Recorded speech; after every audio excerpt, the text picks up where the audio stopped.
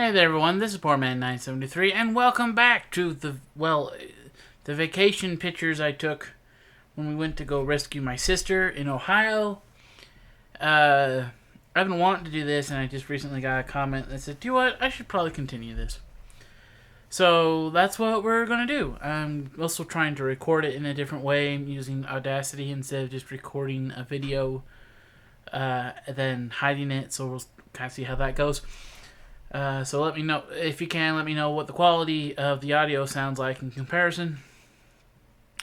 We last left off, we were at Lake Michigan. We just arrived at Lake Michigan. This is, the picture that I'm looking at right now is, basically one of the beaches, sort of. It's before the actual beach. We went to West Beach and Lake Michigan.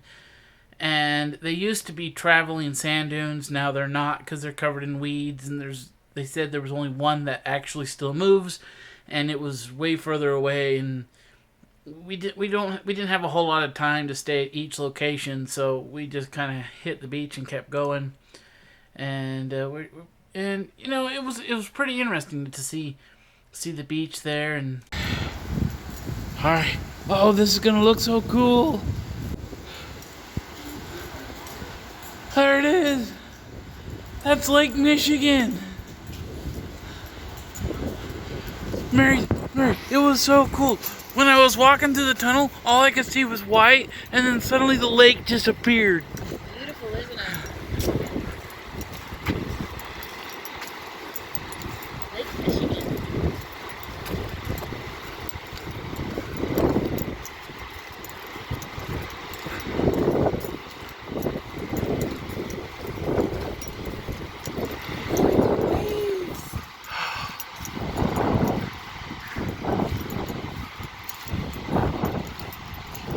I sure hope my camera's looking at something, because I'm not looking at it.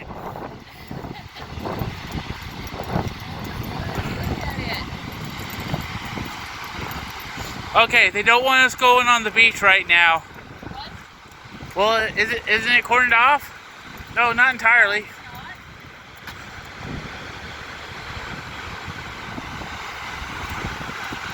It's even got...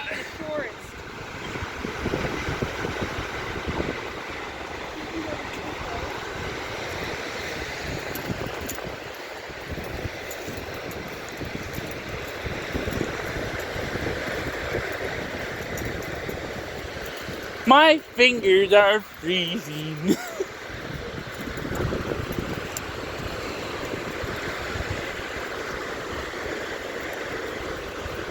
But I still have a smile left here on my face. Beautiful, isn't it? Right now, all that ice almost makes it look like sea foam. Hey, look! Look! Chicago! Chicago! Can you see Chicago?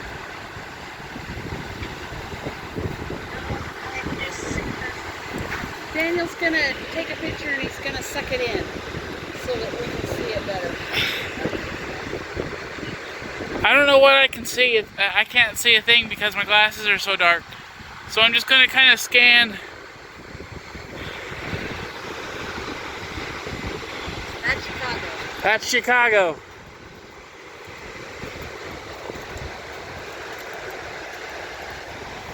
Okay, I'm gonna film my first step out on the beach, man. Here we go. Ooh!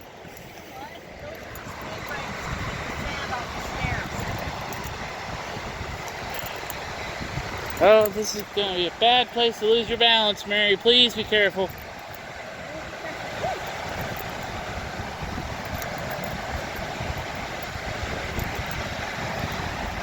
Do you wanna? If you help use it for balance, just stick it in the stand and it should give you some sort of support, okay? It's gonna sink, but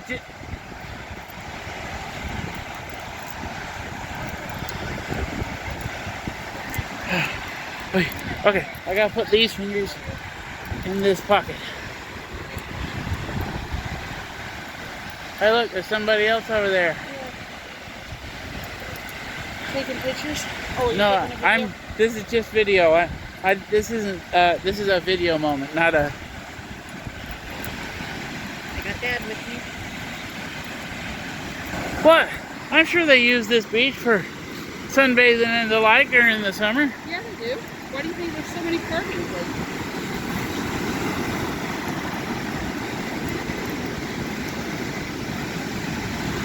My shoe is clear full. Mine isn't. 'Cause I'm wearing real shoes. Yeah, well, I forgot to grab mine out this morning. I didn't even think about it. No. Look at the ice, though.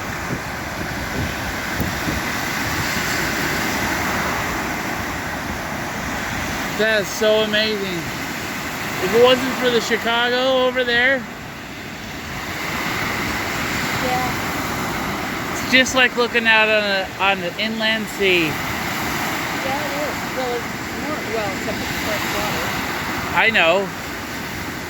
It is an inland sea on there. It's fresh water. Okay. Alright, you just saw a video that I had uploaded before when we walked up to Lake Michigan. And I thought it was really cool. And I'll just include it again because, you know, it was along the same timeline. And took a couple pictures of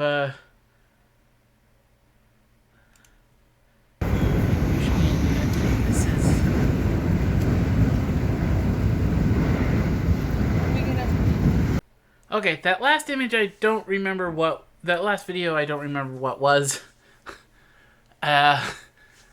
So... Alright, now we're moving on to Nauvoo. Now, I'm a member of the Church of Jesus Christ of Latter-day Saints, or LDS, or as we're more commonly known as Mormons, simply because we have another holy scripture called the Book of Mormon. And Nauvoo was the second temple that my ancestors had helped build. And yes, my family has been LDS for that long. In fact, my family owned land in Nauvoo that we traded for an ox, apparently, some ox. And we were, my family was lucky because we actually got things, you know, from our land instead of it just being taken. And we went on like a carriage ride, kind of, being pulled by these two massive horses. And that was really, really cool. And told us about some of the stories and the histories. And I'm not going to share too much about, you know, like, I'm not going to just explain my religion or anything like that. But, you know, talked about what was there and how we built the area and then were chased out and how it looks today and where things were and right now I'm looking at I'm trying to space these out so you guys can see the same ones I'm doing. I'm looking at these horses were huge, and they were beautiful animals. I think horses are beautiful animals, and they can be beautiful, wonderful animals away from me because I have a fear of horses. But that's okay. And then we went into the visitor center, and this is kind of a model of the inside of what Nauvoo looks like. This is the rebuilt Nauvoo. They tried to make it as original as possible because the first one was burnt to the ground, and it was quite an impressive stone structure, especially to have been built back in the 1800s. And it was really cool to see, to walk around the visitor center and take all sorts of pictures. And I'm now looking at what Nauvoo would have looked like at the time of the Mormons building and living in the city. So a bunch of paintings and it was just so wonderful to be able to go see and you know, as a member of the LDS Church, it was one of my absolute favorite stops, and I'm so glad we were able to do it. Okay, skipping through here. All right. I've made it to. I think it's the original building. It's blacksmith, where they would have done all sorts of blacksmithing things, and we got a tiny little horseshoe that we got made there. Tiny, for maybe a itty bitty tiny horse. If the horse was, a foot tall, maybe. So, but it was really cool. We got to sit down and watch him heat it up and bang it out on the iron. It was absolutely fascinating to see. And in the back, they had this big wagon that looked like what some of the LDS would have had. But for the most part, a lot of the Mormons travel across the country with hand carts. They would just pull it themselves, not have any sort of wagons or oxen or livestock or whatever to pull it in. And we then got on another wagon ride that it was freezing. Oh my gosh, it was so cold because this was in February, and so not exactly the best time of the year to be doing this. And we got on the first one wasn't bad. It had lots of trees around that blocked a lot of the wind, and it was fine. This one was freezing, and I didn't think to grab my jacket. Mom didn't think to grab her jacket, and Mary decided to not go on this one. But luckily they had some blankets on the carriage, on the wagon, so we wrapped ourselves in that, and they drove us around a lot of these these historic buildings that are still standing. And they told us you could tell what buildings were newer or moved and what ones were in their original position by the way their foundations. Because if it was newer, it would have concrete foundations, and if it was older, it would be made out of like rocks and mortar. Now all the buildings are owned by the Church of Christ, which is kind of like a shoot-off of the LDS Church, if I'm not mistaken. And in February, they were not open, so we didn't get to go inside any of these buildings, which was a little bit of a disappointment, but it was, it wasn't, I guess, that bad, but, so we traveled around and looked around a whole bit, and it was freezing, and very informative, and just being able to see basically where my ancestors would have walked around, and it really, really is so wonderful to be able to go back, pretty much back to your roots, and see something like this. It was, I'm sorry, I'm having a little bit of difficulty trying to explain it. Just know that it was so fantastic. I really don't know how other to explain it. I'm gonna see. I'm going through these so you guys can kind of see. Log cabin. There. Okay, that was a random short video. I'm not sure if I meant to take that, but you got to see it. So, whatever happens, and as things go, and I didn't see it, but there were these big red squirrels. I mean, really big red squirrels. And where I live, you don't get to see squirrels. There aren't any squirrels where I live, and the closest ones, I think, are in Utah, and they're tiny little brown, grayish squirrels. But the ones in the east are so huge, these big red squirrels and these big brown squirrels that we saw in Springfield. And it's like, squirrels! Look at the giant squirrels! It was... Now we're on to actual pictures of the rebuilt Nauvoo Temple. And I remember seeing the ceremony when President Hinckley dedicated the temple. And this is a very good picture of a leg or something. I'm not entirely sure what this is, but I'm going to include it. All pictures are included. Nothing gets left out. Even if it was like a picture of my thumb, we're going to include it. This is the front of the temple, and you can see the statue of Moroni up at the top and the clock tower, and the other videos were the pictures of the side, and speaking of pictures with my thumb in it, I don't think that's my thumb, but I think that's my one of my fingers. And, well, anyway. Now, remember how I said that I had family that lived in Nauvoo? This was one of 4 plots of land that my family personally owned. Now, it would have been where that White House is and where this field is with all the trees and everything, and just past those trees, this was the largest plot of land that they owned of the 4. And, it was really kind of neat to almost kind of see that it didn't just have tons of houses or anything built on top of it, and that the land was green and covered in trees, and it was very interesting to be able to see it, and it was just so wonderful to be able to go see. And now we're moving on. This is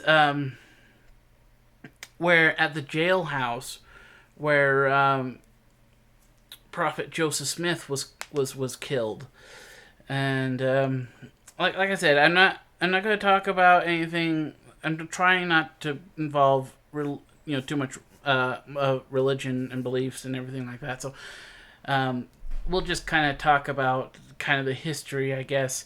There was these statues or plaques or whatever outside the jailhouse, and this was the jailhouse, and that I think I have a picture of my foot here. That my brain doesn't work. The jailer lived there with his family, and first they put Joseph Smith and his entourage in like one of the cells, and then when they realized he's not gonna hurt anything, and they paid the family for the food, for the beds, for everything. It's not like they were just freeloading in there. They were staying there mostly for safety, because mobs were really, really, really upset at the LDS at the time, and people were getting really upset. So more or less, they were hiding inside the jailhouse, and they did compensate the jailer and his wife to stay there. So it wasn't, just them staying and everything. And this is like one of the jail sales, or the jail sale. Apparently there was 2. One was like for drunkards or something that you would put them in, let them sober up and let them out. And this is the ones that they would put you in chain. And the tiny little windows that led... It was dark. If there wasn't like artificial light in there, it would have been impossible to see. Just absolutely impossible. This here is the window. It's the same window that Joseph Smith was shot in the back as he tried to make his escape. And it was... sorry. And okay. Oh, this picture. Now, I do not drink. I don't drink alcohol at all, and I never have. And I've never bought alcohol, and I can say that because in this image, you see me holding some Fireball whiskey. I still have this bottle. It is sitting up on my knick-knack shelf right now. It's never been opened. I never intend to open it. And I had my mom buy it instead of me. It was only like $1. But so I could have gotten it, but I still wanted to claim that I'd never bought any alcohol. So I had mom buy it. So I still have this bottle of Fireball whiskey. Yeah. And that was one of the, some of my firsts were on this car trip. The first time I had ever been in east of the edge of Nebraska. The first time I had ever seen the Missouri River. The first time I've ever seen the Mississippi River. The first time I ever went gambling. The first time I ever got alcohol. And that was extremely fascinating. And hey there, everyone. This is Poor Man 973. And I just came back from my very first time ever to gamble. We played some slot machines and successfully lost $19 minus 17 cents. I have found out that I really hate casinos. I don't do well in crowds. I was having trouble breathing because of all the cigarette smoke in there. It smelled awful. The air tasted awful. I am so antsy right now because my anxiety is so high because, once again, I don't do well in crowds. And we, like I said, spent $19 and came out with 17 cents. Well, sorry, you may have heard just a little bit of the video. That was me talking about my first time gambling. But I'm going to end this particular video here just before we get into St. Louis. Or I guess just after we got into St. Louis. The picture that we are currently looking at the end of the video is the view from our hotel room of the Martin Luther King Bridge that goes across the Mississippi River. And we had gone across this bridge because we got lost and made a wrong turn. So we had to go across this bridge, flip around, go across another bridge, and then come back around and then try to make the right turn. Finding the hotel was awful. It was just truly awful. The hotel itself was also not good. It was the same place I went gambling for the first time. It was attached to a casino, and it was definitely the biggest room that we had and included a couch, but it was dirty. The carpet was worn. The beds were uncomfortable. It was the worst hotel of the trip. There was no breakfast in the morning. There was no options for food, and we didn't want to go out for food, so we went over to the casino, and they had a burger place where we had an extremely rude cashier. The food was not anything horrendous, but nothing to write home about. And it was just not a good place. The only cool thing was that it had a waterfall that came down 3 levels that inside the main lobby. Only one elevator worked. The place needed work. But anyway, thank you for coming with me on this journey, and we're going to continue through St. Louis.